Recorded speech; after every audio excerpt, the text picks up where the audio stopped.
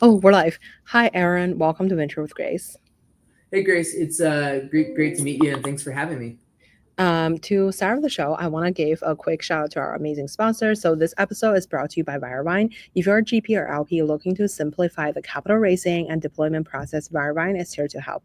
Trusted by over 800 funds and managing more than $2 billion in transactions, Verivend offers a secure, streamlined payment platform designed specifically for private capital markets. Say goodbye to manual reconciliation and repeat follow ups. Raise and deploy capital faster with greater transparency. Ready to make your fund operation smoother? Visit environment.com and see how easy it can be. Okay, so and I also want to give a quick shout out to Will Black from Finwick. He is the best lawyer ever. If you're in SF or New York, please hit him up. And thank you, Finwick, for providing your most amazing office for me to use today. But anyway, so it's like streamed live from New York in Finwick. So okay, so to start the show, I would love for the audience to get to know you a little bit more. So you went to school at USC, and then you have been. I feel like you have such an interesting background. So like you have worked as an analyst, and then you are owner of a Speedy Computer LLC company. That's like so interesting. And then there's like you were a CEO of a company. And why don't we talk about like your operation like profession before you would jump into S3.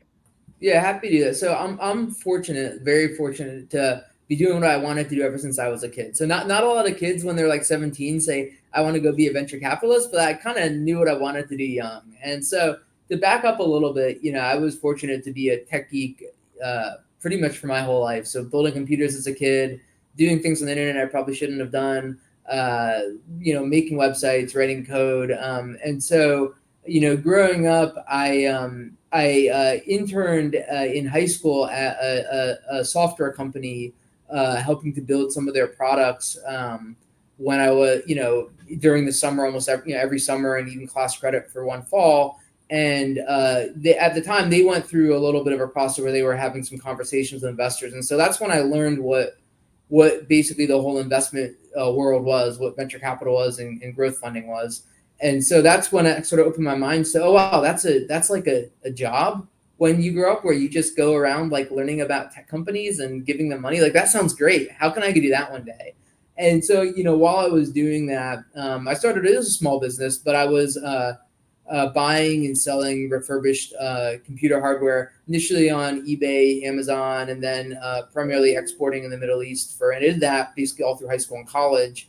It's like a few $100,000 revenue business, but good margins, and you learn a lot of lessons about like cash flow and what happens if a customer doesn't pay you for 6 months that owes you a six-figure amount while you're in college and you're floating things on your credit cards, and kind of good business lessons. And so I just always loved businesses and tech companies and technology. And so, the long term goal was to end up basically doing what I'm doing now. Rewound, a little bit of a windy road to get there. I graduated college in 2010, which was like in the depths of the great financial crisis. Was fortunate to have a job at a college in corporate strategy at Southern California Edison, which was super intellectually stimulating. It was a really big company. My first time working at a big company, and I quickly learned that the speed of big companies or the lack thereof just wasn't for me. And again, really smart people, the working on interesting challenges. And so just through my network, I was able to join a long short hedge fund in LA called Western Standard. And I thought that'd be a great way to just learn how to invest. And so I spent a couple of years there doing kind of global small cap. And you may think like investing in public companies at a hedge fund is super different from venture. And there's a lot of differences. But I was at really a fundamental firm where there were actually a lot of similarities on the diligence side, doing, market research, understanding kind of fundamentals of businesses, why customers purchased from them, what value they were creating, mapping out markets. I would talk to, 3 to 5 public company management teams a week, which is great for pattern recognition, especially in your early 20s, and kind of a rare opportunity. And we would do things like make an investment in a company. We talk to all their competitors as well to understand the market and build out financial models. And so a lot of the analytics skills were pretty transferable. And so did that for a couple of years, learning how to invest, and then decided I was going to make a go at getting into venture capital. And so I found the folks at S3, joined as an associate, almost 12 years ago, and a partner now. And then, along that journey, there was a company I was working with, and I joined them as CEO for a year back in 2018. It was an advertising technology company called Quality Media, where we helped marketers identify their audiences across all their devices, and then target them with location intent data, and then go attribute the results. And so partnered with the technical founders to help to reposition the business and exit it. And so again, lots of learning, and I love that, like, I get to learn from teams as an investor, as a board member, and then learning from that team. Both lots of learning and great friendships. Most of the team that I worked with there, the one of the key technical founders has since co-invested with me on 2 deals and helped on diligence and been an advisor to our portfolio. And then multiple other folks I worked with there I still keep in touch with. And so yeah, just lots of learning, lots of fun. Love what I do, and couldn't ask to be in a better spot today.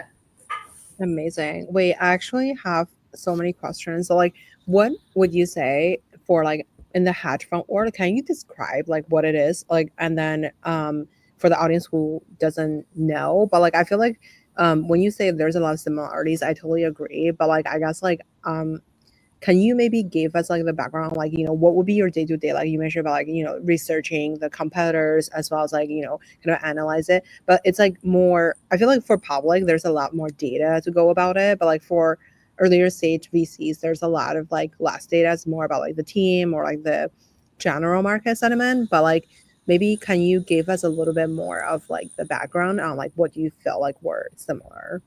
I'd say there's, like, different types of data is maybe how I'd frame it. And so to step back, like, hedge funds can do a lot of different stuff, right? Really, it's just like a pool of capital that you're usually investing in public assets that, like, and there are funds that do things that have nothing relevant with venture, right? Mm-hmm. I'd say if you're a quantitative trader, that has no relevance to, like, what I do today.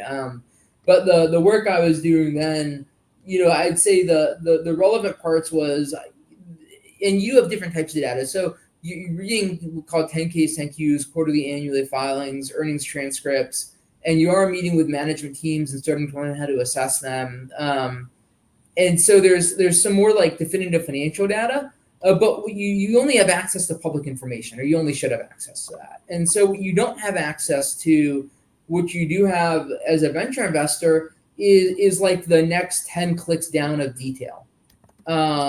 Of individual customers and why that customer bought, and and meeting with the full management team outside of just the CEO and CFO, and a lot of times with public companies, like, the CEO and CFO, over half their job is really managing investors, and then the other half their job is sort of hiring and managing the people that are running the business.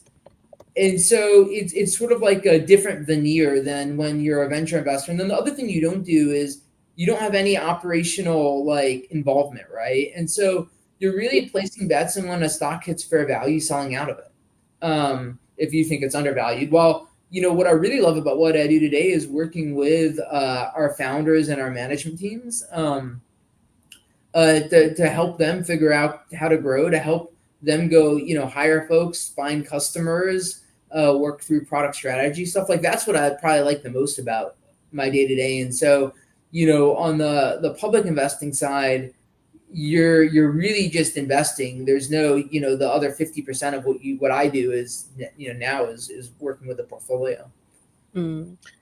Speaking of working with portfolio, so S3 Venture is, like, known as the largest VC firm in Texas, with about, like, $900 million assets under management. So I guess, like, what are some advantages that you feel like Texas focus gives you, and then how do you balance, like, the specialization with, like, a broader investment opportunity? So, like, maybe we could talk about, like, the general Texas ecosystem first, and then we can talk about S3's focus. Yeah, that's a great question. So, I think our overall thesis is, like, great companies can be built a lot of places, and that there's a lot of places outside Silicon Valley, especially in Texas, that are great places to build businesses. And if you just look at the number of engineers to, like, investment dollars, or GDP to venture investment dollars, like, it's just wildly out of whack in I'd say Texas and surrounding areas versus Silicon Valley. And so, that's kind of been our firm's thesis. And we've had a huge wave of growth in Texas and outside of Silicon Valley more broadly in the last decade. I mean, it's been pretty amazing to see. And so I think there's just a huge amount of opportunity here. There is more capital here now. I think that's good for the ecosystem. It's good for us. More capital, more people just breeds broader opportunity sets, and the opportunity sets have grown, equally as fast as the capital. I think at this point, venture is really a national market where it's not like valuations, frankly, are much different or different at all in Texas versus the Bay Area.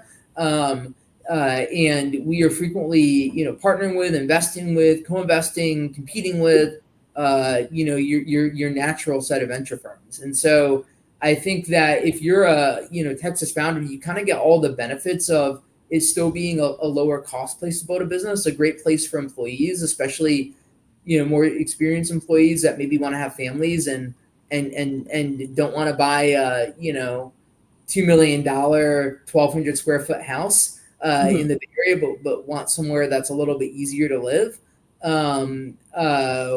But while still being able to raise money at, I think, very competitive terms. And if you're building something interesting, being able to kind of do a national fundraising process. So I think it's just a great place to be. And so if you look at our firm's thesis, we are still focused on Texas. I would say at this point, about half our new investments are sort of outside of Texas, but in other similar markets, ranging from, Portland to Colorado to New Orleans. We might be the most active investor in New Orleans, to Atlanta, to Chicago. And so, I think especially in the last, 5 years post-COVID, with how much can be done, digitally, we really are taking our Texas thesis and applying it more broadly to other underserved markets throughout the U.S. I have so many questions there. It's like, one thing is like your strategy. You mentioned about like these other cities that are kind of similar-ish to Texas, but I feel like Texas is, it has like one of the top like end school there, like, and like, but like for Portland or New Orleans, like I guess like, do you feel like it's actually compatible to kind of Texas thesis? And the other part is like you mentioned like, so for these other areas, I could think of like maybe I would say like the talent bench is there, like you mentioned, like talent's like kind of universally distributed.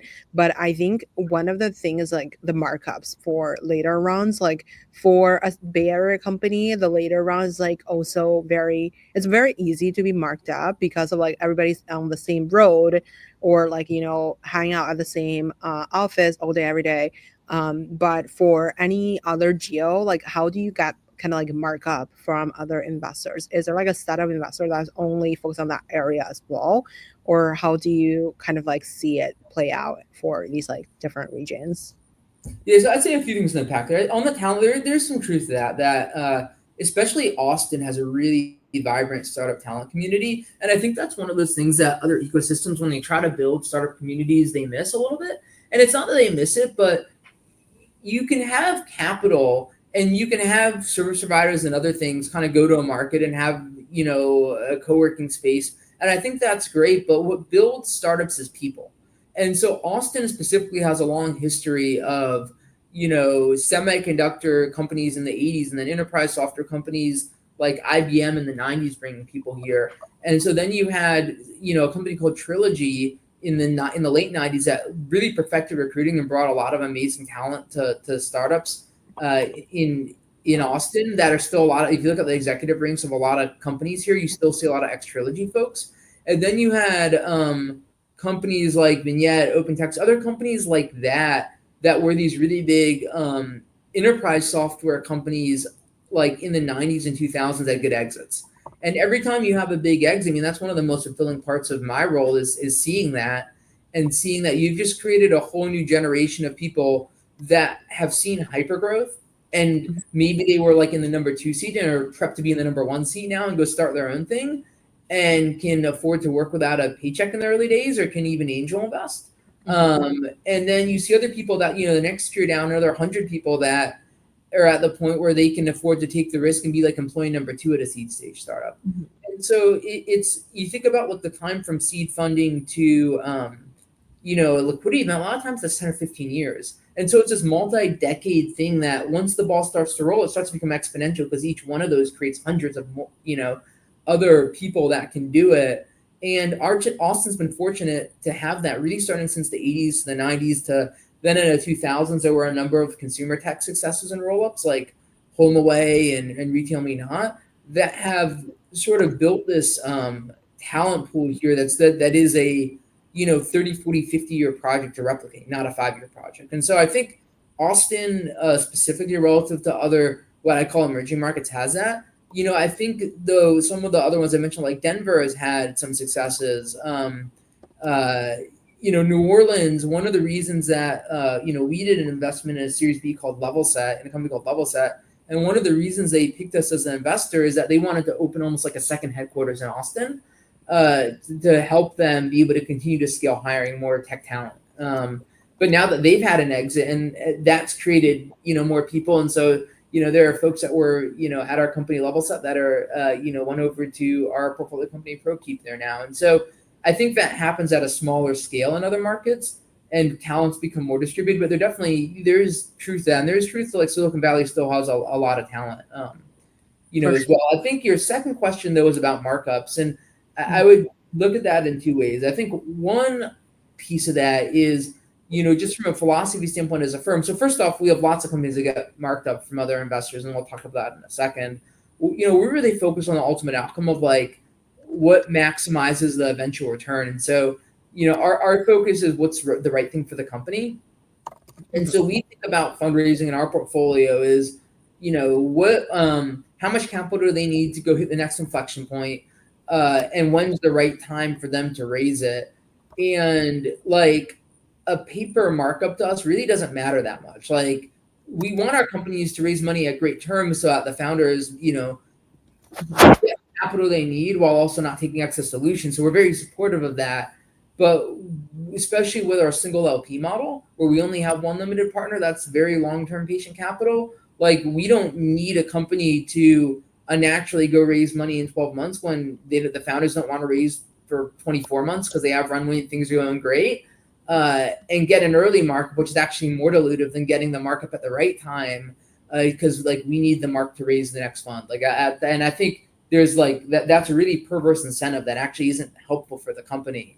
I'd say on the flip side of that, most of our companies that are doing well, there's so much data out there around employee growth and other things. The second things start to work, they have, I'd say, coastal investors hounding them. Like being in Austin, there's an investor from a big coastal fund that will email us every other week saying, hey, I'm in town in Austin for a week meeting with companies. Can you get together any companies in your portfolio we should meet?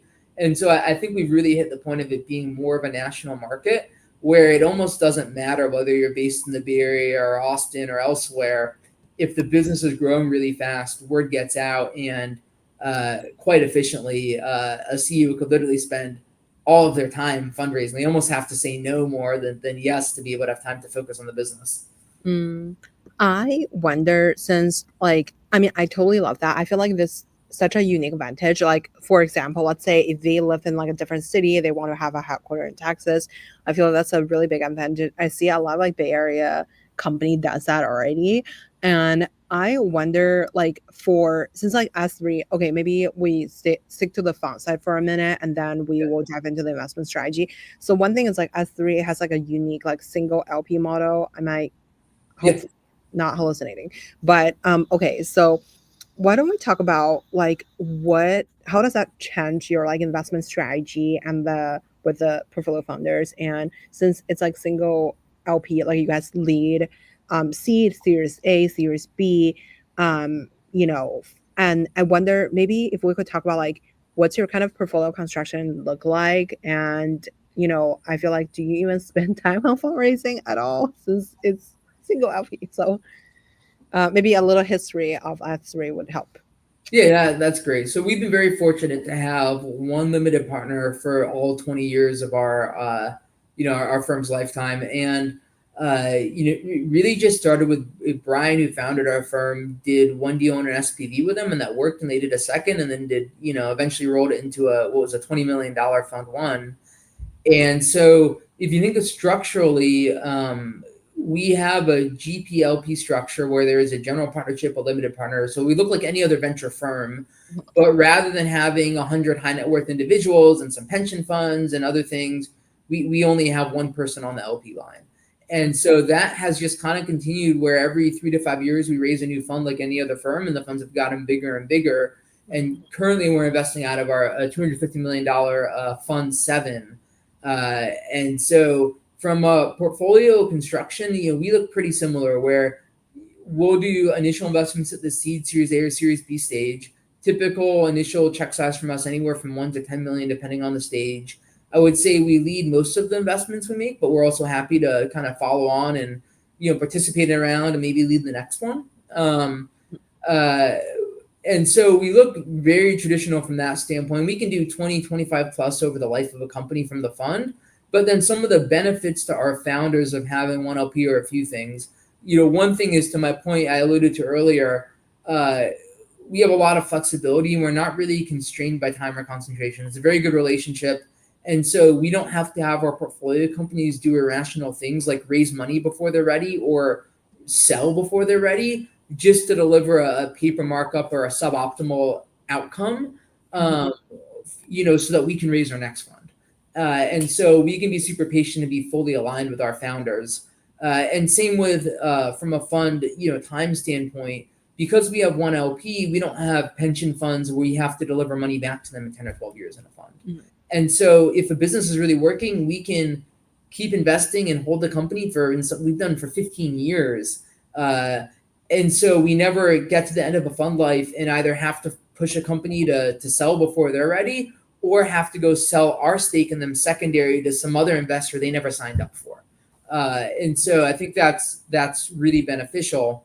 And then our sole LP can co-invest with us over time. And so we can actually, on top of us, on top of their fund investment, put a lot more money to work over time. And we'll never run out of reserves where we can extend our fund sizes really easily. And so if a company is working, our direction is to put more money in. And so we'll never have a company that runs out of money because we're at the end of our fund life and have no more money in the fund.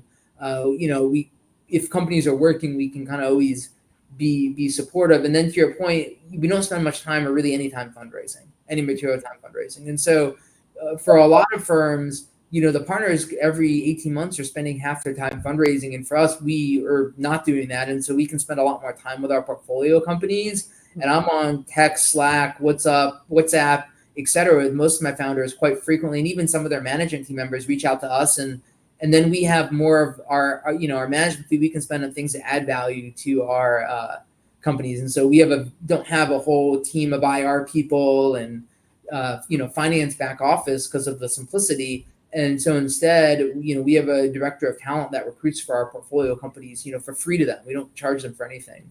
We have a bigger team of associates, senior associates, VPs that do projects for our portfolio company relative to other firms of our size.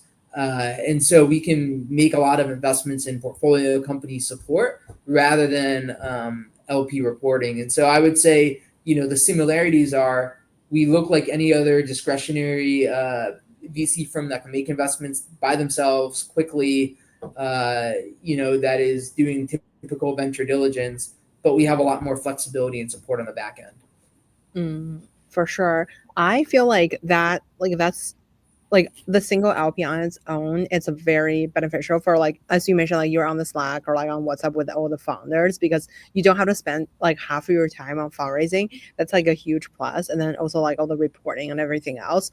And it also gives the startups a little bit more runway instead of, it's more of a patient capital instead of everybody have to, grow extremely fast to hit a certain threshold. I wonder, so you guys pick business technology, digital experience, and healthcare as the main focus sector. So maybe we could talk about the Austin ecosystem, as I feel it's you guys invest in a lot of SaaS companies. What's the main difference between Texas founders versus Silicon Valley or any people anywhere else? What makes Texas unique?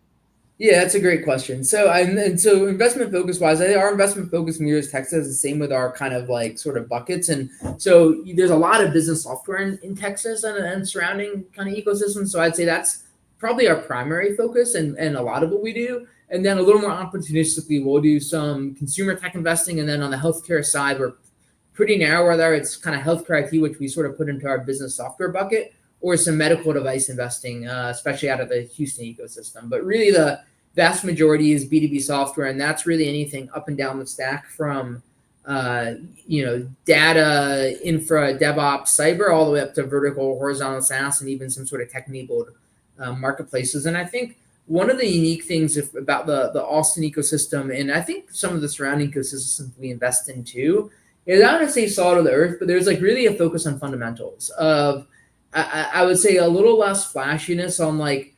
what's the brand of the firm that I raised some sort of big round from. And a lot of our companies are raising those, but it's not necessarily, the focus is a little bit less just on fundraising and more on like product market fit and customers and all of those things that I think build a longer term value. And I think there's a lot of companies outside of Austin and the Bay Area that are focused on that too. But I think that's like kind of priority number one. And when you do that well, great fundraising follows. What is the, I guess, like valuation of a typically seed round in Austin? I say like it's all over the place. Like I think it really depends. Like seed is such a broad spectrum now. I'm not trying to dodge. I'll give you some numbers in a minute. But I think that the spectrum of seed, as Series A has moved up, it used to be $1 million ARR. Now a lot of Series A rounds are $2 or $3 million of ARR. The valuations of Series A rounds, frankly, have moved up to where some Series B valuations were, but Series B's used to be done at 2 or 3 of ARR, right? And so like the nomenclature landscape is shifting where, you can have a seed round for a company that is like almost like pre-revenue and early product that, used to be called a pre-seed, where the valuation or is like really early revenue might be, in the high single-digit millions, low double-digit millions. But you can also have a seed round for a company that has $1 million plus of ARR and got there really quickly, where the valuation could be in, the high teens, low 20s, even sometimes up into the 30s or, slightly higher depending on the founder's background. And so it's just a really, really wide spectrum. And then you might see like a $10 million seed round, because I'm talking about $1 to $5 million seed rounds. And then you'll see seed rounds that are called $10 million seed rounds. And either it's a deep tech company or they're at like 2 million in revenue and just got there really quickly. And like that could be in the 40s even. And so it's just a wide spectrum. I prefer to kind of think of things about like where the business is. But if you step back for a second and back solve, I think the rule of thumb that holds true is typically companies, depending on the stage, are selling anywhere from 10 to 20% of the business in every financing round. And so if and usually at the later stages, like a Series C or D is closer to 10%. Of the earlier stages, it might be closer to 20%. And so if you back solve to you're selling 10 to 20% of the business in every financing round, take the dollars, divide by 0.1 to 0.2, and that gives you a pretty good idea of the valuation. I wonder, so like, I guess like what are some overlooked or like underserved opportunity by the, wider world of like venture capital community that you feel like are not focusing on like, but Texas-based founders are focusing on these opportunities? That's a great question. I don't know. I have something I put my finger at. I'd maybe take that like slightly different direction. I would say that like there used to be this like myth 10 years ago that especially if an out-of-state investor found this company in Texas, it was this like hidden gem that nobody knew about that they could kind of get some great deal on. And I would say like that's kind of gone. Like that's not there anymore. Where I think nationally, like the data sources that are so good at this point, and we use some automation and data sources in our sourcing too, that like if something is grown like a weed, it's competitive. And so I would say like I would also equate that to almost on like startup ideas too, that there's lots of great problems out there. I would almost maybe look at it as like where has Texas or Austin had successes before? And so like there's been a lot of identity and access management companies that have been successful here, starting with SailPoint and then Ping Identity and spin us from that. And so I think you see founders that were like at the predecessor starting the next one. And so that's one area where you see it. And so, and for instance, like Cylance used to have an R&D office in Austin. And so that R&D office has actually spawned a whole bunch of like cybersecurity companies in Austin founded by ex-Cylance folks. And so I would say it's less like there being some sort of like unique thing that like only Austin folks are focused on. And I would say a lot of it has to do with the heritage of where some of the founders have come from. Or for instance, our portfolio company Favor, that was a on-demand delivery company that got acquired by HEB in a pretty good exit. A lot of folks did quite well on that. And so a couple of the people there have gone on to start other marketplace companies. I wonder, okay, let's talk about your portfolio companies, and maybe we can talk about the investing strategy here. So like your portfolio companies have some amazing ones like Hydrolix, Liquibase, Riscosity, Plural, and Stellar. And like when you're evaluating these investments, for example, Hydrolix is like a streaming data lake platform. So like what are like the key opportunities that you're seeing in these spaces? And how do you kind of like study, maybe if you could give us like the overall competitive landscape, and then how do you kind of like pick this company? Yeah, it's a great question. So I think the more I've done this, the more I've really realized that like people build businesses, right?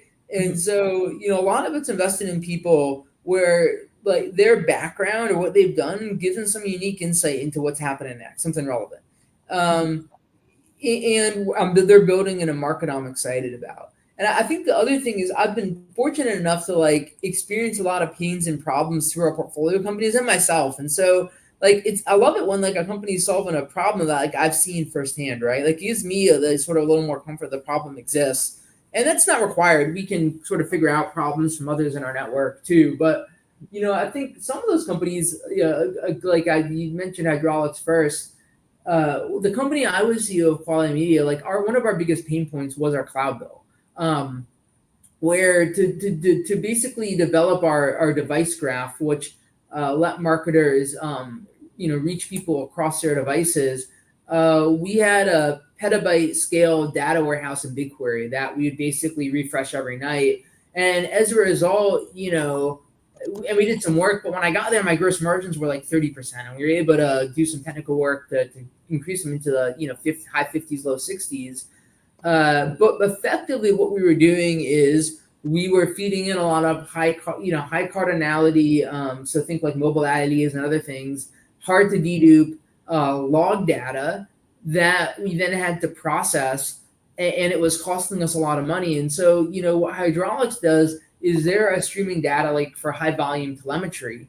So for security logs, CDN logs, even application performance logs, other logs like that. And so, I looked at that and said, hey, I think if I had this, it would have doubled my gross margins. That'd be pretty valuable, and created new capabilities. Like we refreshed every night, and that didn't work for some use cases. Like if you wanted to target people, on a location in a sports arena, right? You needed more real-time location data, for instance, and device data. And so it would have solved a lot of problems for me. And then I looked at the founder's background, and, he built that because, a lot of the reason is he spent time in the CDN analytics world at Akamai and Sodexis that sold to Citrix and Fastly. And a lot of the problem was the underlying data storage to go be able to do analytics on these CDN log data. And so it was a founder that experienced the problem, that put together a team that was at companies that had sort of worked on the last gen of this. And, I called up the co-founder and CTO of the company I was running and said, hey, can you take a look at this? And he joined some diligence calls and validated that the solution would have made a big impact for us. And then we kind of looked at the market. And so, and I think I've done that a number of times. There's a company called Tax I invested in that's a modern platform for solving sales and use tax. And for any founders out there, if you haven't worked on sales and use tax, I highly recommend you make sure you're collecting or remitting it accurately, because that was one of the few liabilities that if your company goes under and you haven't been collecting and remitting sales and sales tax on stuff you sold, that liability can follow you personally forever.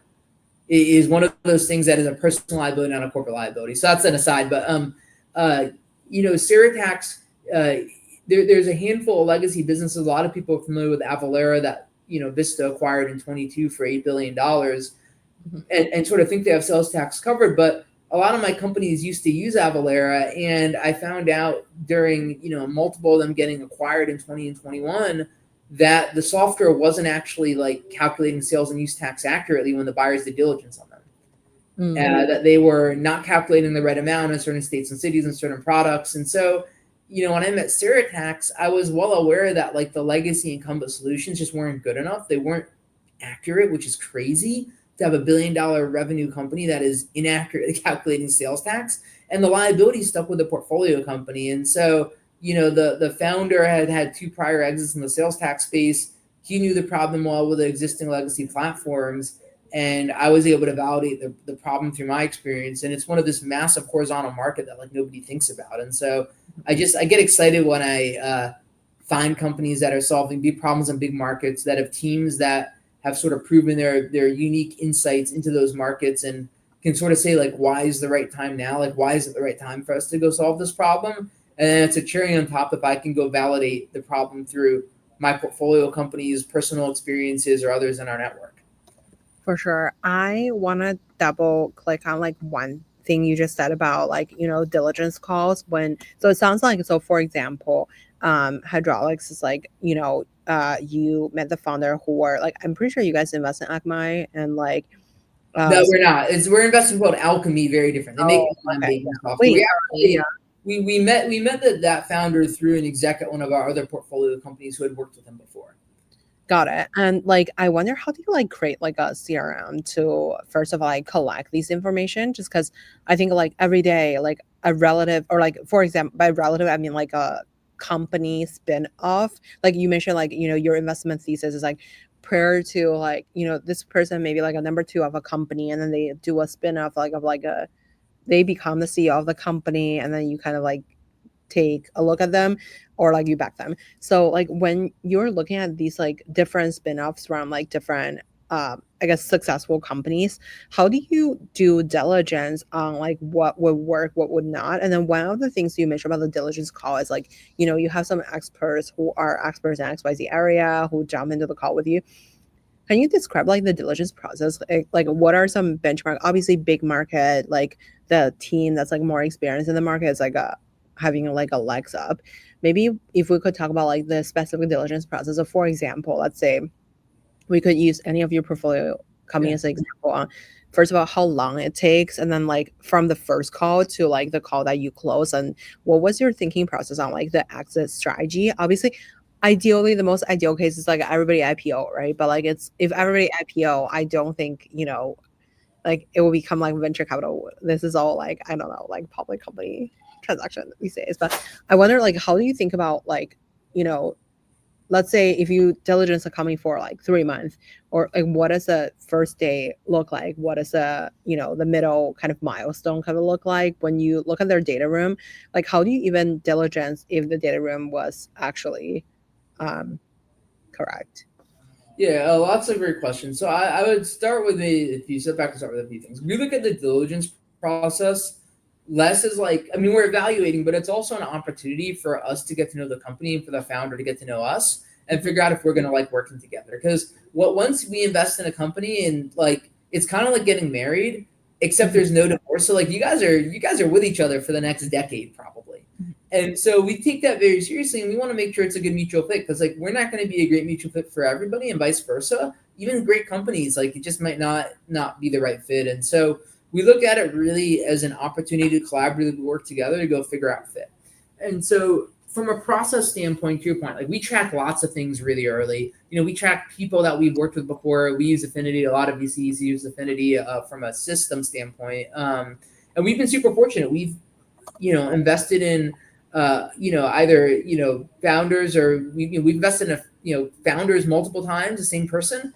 We've invested in execs at our portfolio companies that after they exit do their time with the acquirer and then start the next thing. And so it's been wonderful. And then we've had lots of folks, especially CFOs, because a lot of times when a company sells, like if they get acquired, they don't need 2 CFOs.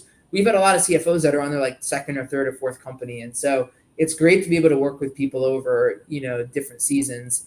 But we do a lot of time. And so from a timing standpoint, I'd say a lot of times we're meeting people like well before their fundraising.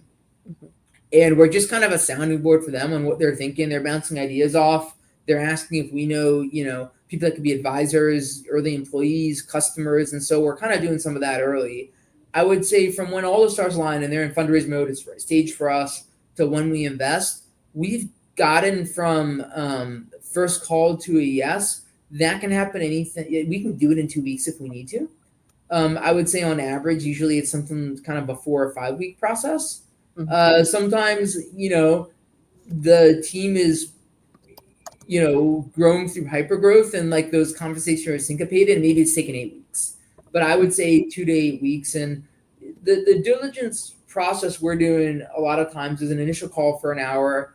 We'll get some data. We'll start working through it. I think we sort of our bias is to trust it's accurate. Fortunately, like I think most people are good. We really have not seen, we've had very few instances where there was any sort of intentional inaccuracy. And I think venture capital is very much a trust business. And so you have to kind of go in assuming that we're trusting them, they're trusting us. We'll do some kind of breakout sessions over time. A lot of times during that process, we're trying to get them in front of prospective customers. And so, and then that we are friendly with, that, we can have them pitch, we can debrief with them after, they can say, hey, I would buy this or not. And so our hope is whether we invest or not, we can find them a couple of customers, which if they're, 6-figure deal sizes is pretty valuable either way. So we're trying to add value during the process, but it gives us real feedback from someone that would actually be a buyer or user of the product. Maybe we'll have a couple of people from our network help with technical diligence or other things, and we'll do some breakout sessions with our technical team. And then towards the end of their process, we'll do, depending on the stage, a 2 to 4 hour meeting with our full partnership, as well as the management team, to kind of go through an agenda going through different parts of the business. Really not just for us to do diligence, but to give them an opportunity to meet with our full partnership, because we're super collaborative. And even though it'll be one partner that will join the board or be a board observer and be the primary sort of point of contact, they're going to have access to all of us, our networks. And so we want to make sure they have the opportunity to meet the full partnership, to make sure that this is like a group that they want to work with. And then once we get to a yes, we'll kind of say, well, here's the key terms. Are we in the ballpark? If we are, we'll do a full term sheet. And then we'll get a term sheet signed. And from term sheet signed to close is usually 30 to 45 days. We really do all of our diligence upfront prior to the term sheet, which sometimes might add a week compared to some other funds. But as a result, I think in my 12 years at S3, we've closed 100% of the term sheets we've signed. And so at that point, once we've given someone a term sheet, we've really made the decision. And the only reason that we would not close is if we found something that was like materially misrepresented after that, where the only thing we're doing after the term sheet is legal docs, confirmatory legal diligence, and then a lot of times we'll do customer reference calls after, just because we know that customer relationships are valuable and we don't want a customer to hit up by 4 or 5 firms. And so and we're really just making sure the customers are sort of telling us what we've been told about them. And so that's kind of our process. I wonder for these customer calls, so obviously they'll provide you some customers and then you kind of dig deep into these customers. Okay, here's my question, right? So these I feel like there's a lot of potential customers. They're the people that you imagine is their customer, but they say it's not their core customer. I guess, how do you validate who is ideal? Let's say if they say, oh, it's any software engineer. Let's say if they're building an infrastructure dev tool or something, they just say it's every engineer who are building an AI. What does that even mean? Do you just ask an OpenAI engineer, would you use this? And then what if their answer is no? But technically, let's say, there is Amazon, but there's a Shopify, right? So it's kind of maybe these are the company are so early stage that they're not super visible for these big company to actually take them seriously. But on the other hand, they are building something that's special. But on the other hand, they don't really have a lot of track record. You mentioned, you were looking for people that are a number 2 at a really amazing company, right? But in the Bay Area, a lot of the top companies are started by Stanford undergrad, right? So how do you kind of validate if something would actually compete in a very compatible space? And when and then when you're like doing the customer diligence, like who should you ask, and then how many people should you ask to like actually have like you can have confidence in like these companies to think about to like put money in. So I'd say like three pieces of that. Like first off, we'll invest in first time founders too. We've invested in a bunch of first time founders, and so that's definitely not like a requirement that they were this is their second go or third go. We've done a lot of that, but we also do plenty of first time founders. That it's more about like them having unique insight. So if somebody maybe worked at a company, saw a problem, realized it was a big problem, went off to solve it, that's very attractive, right? Or is in the open source community and sort of figure something out from that standpoint. So I think like that's super relevant. In terms of validating, there's two more pieces of that, which is like what you're talking about is really like how do we make sure that if we're putting a prospect in front of them that we're getting feedback that they're the ICP. And so I'd say there's two things that we're doing. One is we see a lot of enterprise software all the way up and down the stack. And so we're spending a lot of time researching and understanding these markets and the pains. And so by the time we are working a network to go get prospects in front of them to get feedback on them, like we hopefully have a pretty good idea of what their ICP is. And usually we're looking for, I'd say like carbon copies of whoever their existing company customers that they say like, hey, we have these 3 customers. They're our target. We're trying to find carbon copies of that. And not just carbon copies of the company, but like also the specific user persona or the customer persona to make sure we're talking to the relevant person, right? Mm-hmm. And so like we're doing that where even if the company maybe hasn't totally verbalized their ICP perfectly, we're doing some of that work to help them sort of structure that better. The flip side of that though is if you're a startup and like you really don't have a clear idea of who your ICP is, it's really hard to take venture money and scale. And that ICP may change, but like at least having a thesis is a good part of diligence. And so if like the startup's thesis on their ICP is totally not accurate, like that's a helpful data point for us on the go-to-market execution, right? So if we get 3 people based on who they say their ICP are and they're clearly not the ICP, that gives us a data point, but it also lets us give them feedback of, hey, we got these 3 people in front of you. We think you still have something, but they gave us some negative feedback, but they might not be your ICP. Why don't we get 3 more that we think might be your ICP? And so we're also trying to add some value during the diligence process around the discovery. But we've definitely had companies where we've gotten folks on a call them from our network that have said like, hey, yeah, that product's not that interesting. Where then we figured out, well, that wasn't the ICP, and then got a 3 more people that said, oh, wow, that's really interesting, and then still invested. And so we're a lot of it's like a calibration where it's not like we get one person on the phone who says that's not interesting, and then the startup says, well, that wasn't our ICP. Then we say, okay, let's go get some people that are your ICP. We don't say, okay, like we're not investing because that one person who wasn't your ICP wasn't interested. Like it's more like we say, well, our bad, like that was our mistake. We'll go sort of rectify that and do better. And I think usually it's 3 to 5 calls.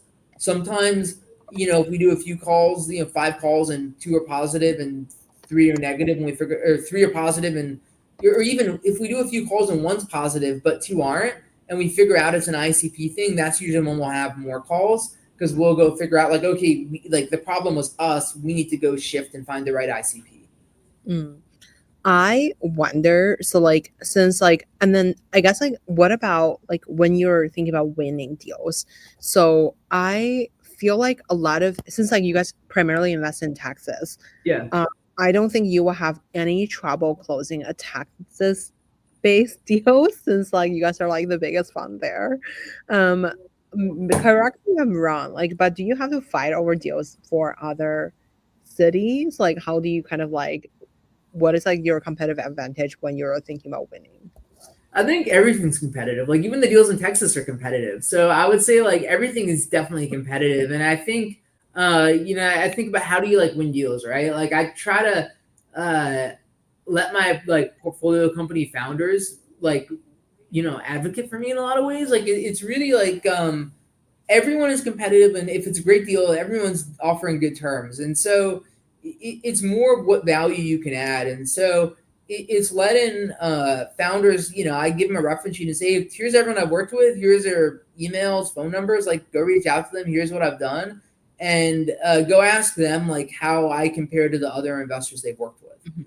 And so it's really like I'm focused on working really hard for my portfolio companies, whether it's on the talent side or customers or otherwise, and trying to be like the most responsive investor on their cap table. I generally it's rare if I take more than a few hours to get a response to one of our founders. And same with even getting decisions about things. And so really I think about like, how do I win deals? It's about working really hard for my current portfolio so that when founders and founders, I would highly recommend this, do your reference checks. Before you take money from someone, go do reference checks for them. Go on LinkedIn and find like people they've invested in the past and just reach out to those people cold. Like I tell people to do that to me or I'm happy to make intros, but go do your references on the firm. And as a VC, that's why I'm always so focused on creating value in our portfolio, because a lot that's really how I win is through references. I wonder, maybe we could talk about like some of your portfolio companies. So for example, let's say like Stellar is like a tech-driven like marketplace for property managers and contractors. I feel like the real estate aspect of it is like very popular these days. Like I guess like what's your perspective on like prop tech and home services, and then why did you pick this one versus like there's like five things that could be. Yeah, that's a great question. So I would say I wouldn't say we're overly thematic driven. There's some firms that like say I got a thesis in this market, and you can say, I say because of our geographic focus, that's harder to be. I would say specifically on Stellar, a lot of the thesis was in like the great financial crisis back in like 2008, 9, 10, like single family rental houses all of a sudden became an institutional asset class. When prior to that, there was a great Warren Buffett quote where it was like, hey, if I could buy single family homes and figure out how to manage them, I would, but managing them is too hard. And so that's why I haven't bought thousands of them. And so it was really a more of a micro thesis around this whole new asset class of single family rentals that popped up in the last decade. Now private equity firms, publicly traded REITs own hundreds of thousands of houses across the country. Managing them is different, where if you manage an apartment building, you have like a full-time maintenance person on site. Well, rentals are geographically dispersed. And so that never really got solved with systems or technology. And so instead, like the status quo when we invested was, a REIT bought 1,000 houses in a market and had, 5 dispatchers sitting in some office with like an Excel sheet of plumbers. And so when a resident filed a work order, they just kind of go down the list and call a plumber and call 3 of them and send 3 plumbers out to give them 3 bids. And once they came out, they would get calls from all the plumbers and like put it in put it on a Word file or an email somewhere, and then pick the one and send them out. And like, that's fine when you have like 15 houses, but it starts to break when you have like, 1,000 or 5,000 houses in a market. And so it was more just a thesis around there's this new asset class that popped up, and maintenance is this like massive unsolved problem that you need technology for. And so I would say it wasn't like a massive sort of a macro prop tech thesis on property tech in general. And it was more of a micro prop tech on this like subsegment of prop tech that's a multi-billion-dollar market, has this really big, relatively unsolved problem where there's a lot of greenfield opportunity. I wonder, so I guess like the other part is like, you invest in a lot of like software, especially in the AI/ML space lately. So Liquibase is like decided to like return to open source in 2020. What was at the beginning, like how do you think about that company? And then how do you kind of like think about their pivot back to open source? And then what do you see as like a challenge and benefits when they went back to open source? Yeah, I would say it's a great question. So I would say starting out, like the core thesis of the problem we're solving hasn't changed that much, where ultimately, over the last 15 years, Agile has become how software is built, where it used to be waterfall, where you'd have this like big, long project timeline and you do one thing, another thing, and then you would, 6 months later, a year later, do one sort of release of like, new software. Like think Windows 95 to 98 to 2000, or that horrible thing called Windows ME for people that were from those days to, et cetera. And now that the world is SaaS, typically companies are releasing updates every 2 weeks, basically, where you have 2-week agile sprints, you work on a certain number of points, you commit the code, you do a software release. And that's great. And there's all these tools and what's called CI/CD pipelines, continuous integration, continuous development pipelines, and this tool chain that provides automation around software releases. Well, what happens though is when you release software, a lot of times you need to make changes to the database. And historically, that was a very manual process where it was still kind of like, manually things would be sent to a DBA, they would do it. There wasn't a lot of test automation, et cetera. And so what Liquibase does is it brings agile software release principles to the database, so that the database can also, do kind of have automation around, database releases and sort of be on the same sort of 2-week cycle that software releases are. So you can release database changes at the speed of software. And so really think about like large enterprises as they, implement Agile, they do it for the application first. And once they have their application release process, the Agile, then the database becomes the bottleneck. And so that's what Liquibase solves. And so they're still solving that problem. I think that like when they, initially started out, they were more, a closed source enterprise go to market, and that got them to a certain level with a lot of really big enterprise, especially financial services, healthcare, that I would say were kind of on the bleeding edge of that. But like over the last decade, there's been this move towards commercial open source where a lot of people in the DevOps world, like they want there to be an open source option, right? And the Liquibase, which is a project Datica was built on, had this huge open source following. And so we kind of realized, like, what are we doing here? Like, with commercial open source, there will always be a place for people to use the open source where it makes sense, and then to need more enterprise governance, support, et cetera, and to pay for the enterprise features. And the products are all out there. And so it was kind of like, duh, like we should have done this before to go embrace the open source community. And a lot of the benefits of that is, I think the other piece of that is that the ecosystem of databases has exploded. Where, 15 years ago it was, Microsoft SQL, MySQL, Oracle, and now you look at like the amount of data has exploded, and so different databases are optimized for data types. And so the open source community provides a lot of benefits of helping to maintain this sort of infinite number of integrations. And so I think the embrace of the open source has been really beneficial for them. It's been really beneficial for the community. Now, Liquibase as a company is also contributing to the community and invigorating the community. And so I think, frankly, it was probably like there would have been the right strategy all along, and it just took us a little longer to figure that out than we could have otherwise. For sure. I want to maybe do one real question, and then we end with like a quick 1-minute fire on. So Plural is another of your companies. It is like a legislative intelligence platform, and you guys have co-investors like Backstage Capital and Colin Kaepernick. I'm sorry, I cannot pronounce his name, but he's famous. But anyway, so like, what was your original thinking on the golf tech space, and how do you hope the company to kind of like approach on these like policy and like how do you see, I guess, like a startup approaching these like legislative space?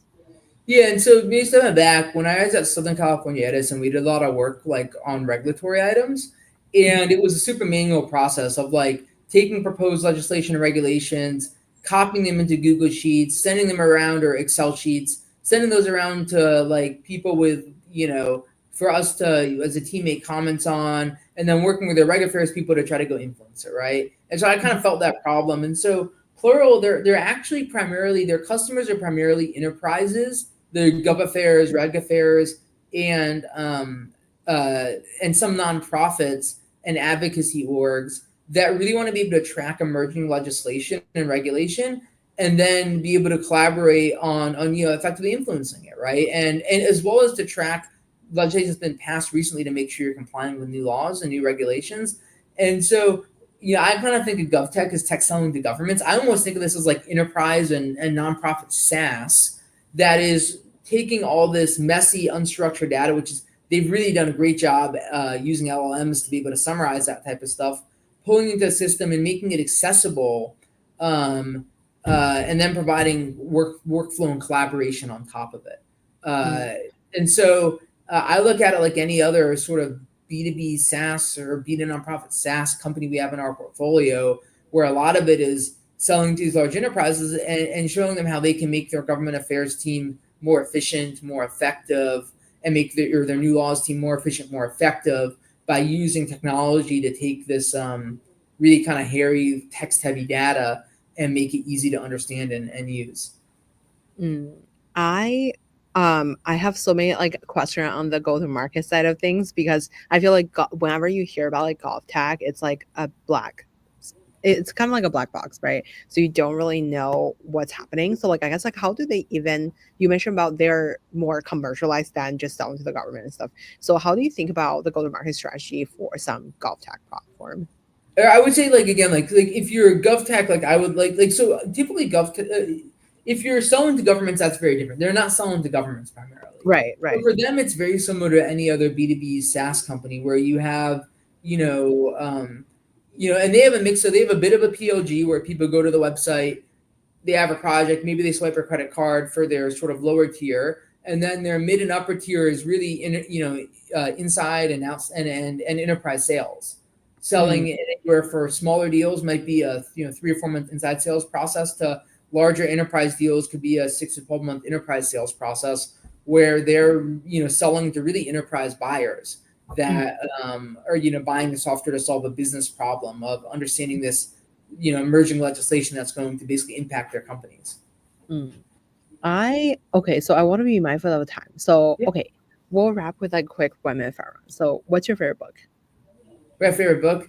I love The Hard Thing About Hard Things. If anyone hasn't read it, highly recommend it. There's a lot of truth in it.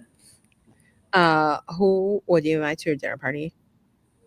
Oh, I don't know. It's I have a 2-year-old daughter, and so our days of doing dinner parties. We used to do dinner parties all the time before the kiddos. So I'll take a pass on that because I hadn't done a dinner party in like 2 years. Oh my God. Who made the biggest impact in your career? I think it's like lots of different people at lots of different stages. I'd say the first boss at the software company worked in high school, huge impact. Over time, I think a lot of the founders I've worked with at S3 actually, I've learned so much from, and their management teams. I would say like collectively, like I've just learned so much about all these different functional areas of businesses, probably from our founders. Where can we find you outside work? Going on runs with my 2-year-old in the running stroller. Yeah. That's probably or otherwise doing stuff with her. Amazing. Wow. Aaron, thank you so much for coming on the show today. It was such a fun conversation. Thanks for having me. Enjoyed it. Okay, let me quickly end stream.